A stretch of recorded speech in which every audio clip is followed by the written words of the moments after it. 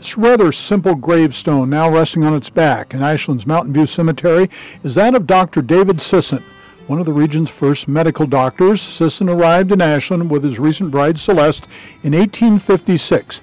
He was welcomed to Ashland Mills, that's what they called it then, by founder Abel Hellman.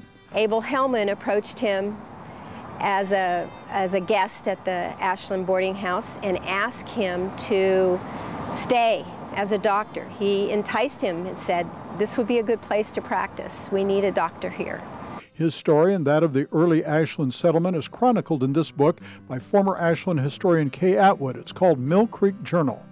Abel Hellman, in the meantime, had one lawsuit after another asking for paying debts.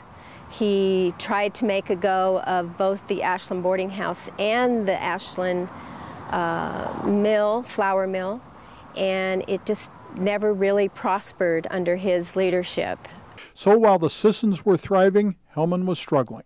David Sisson got here about 3 years after Hellman and Eber Emery and James Cardwell arrived, and but he seemed to just know how to do business a little better.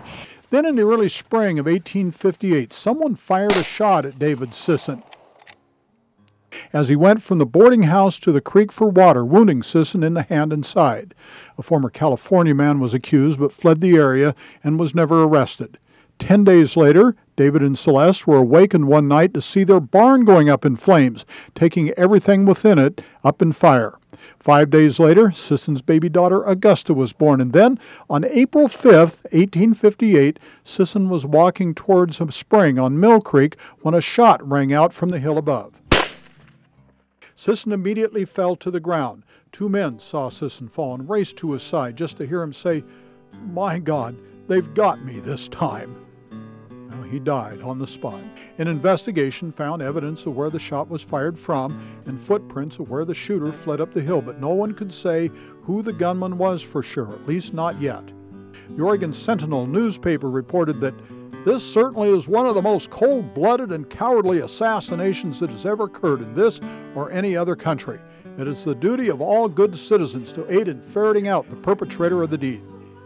But no one was positively identified as the shooter, although one man, S.B. Olmsted, later wrote a letter to Eli Anderson, a friend of Hellman's, saying he had a pretty good idea. The letter is in the archives of the Southern Oregon Historical Society. It lay hidden for 125 years until Atwood found it. In it, Olmsted tells Anderson that, quote, "When I first saw him, I was in a small trail. My being partly behind a bush, I am satisfied he did not see me.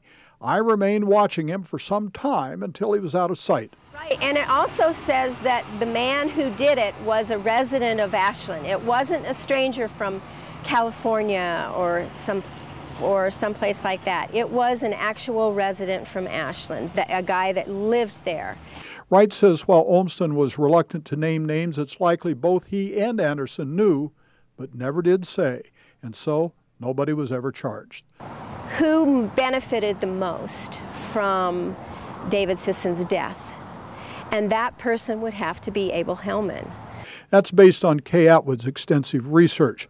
So, would police be interested in reopening this 150-plus-year-old case? With a case that is that old, you have to ask whether or not there is a real reason for the police to use our scarce resources for something like that. And I think the answer is no. There's no way to bring anybody to justice on that. There's no way to affect anything other than this person's legacy and reputation.